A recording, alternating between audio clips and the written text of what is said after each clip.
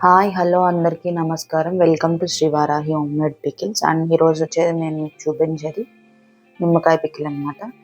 ఇది మనకి ఇమ్యూనిటీ పవర్ని పెంచే విధంగా అయితే ఉంటుంది నిమ్మకాయ. పూర్వంలో మన పెద్దలు కూడా ప్రతిదీ మన ఆరోగ్య విషయంగా అన్నీ వాళ్ళ దృష్టిలో పెట్టుకొని మనకు ఒక పికిల్ రూపంలో అందించేవారు కాదు. పూర్వంలో అట్లా పెట్టేవారు.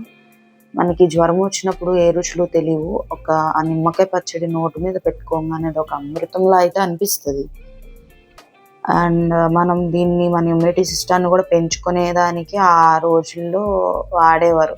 అంటే ఇప్పుడంటే రోజుకొక కూర అట్లా అట్లా చాలా విధంగా అనేది వండుకుంటున్నారు. బట్ పూర్వంలో అలా కాదు. పనికి వెళ్ళేవారు.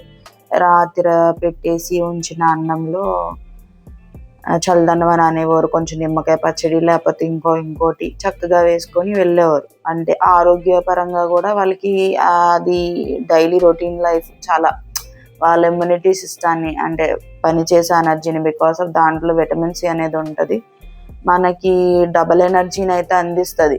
అందుకని పూర్వంలో అట్లా చేసేవారు.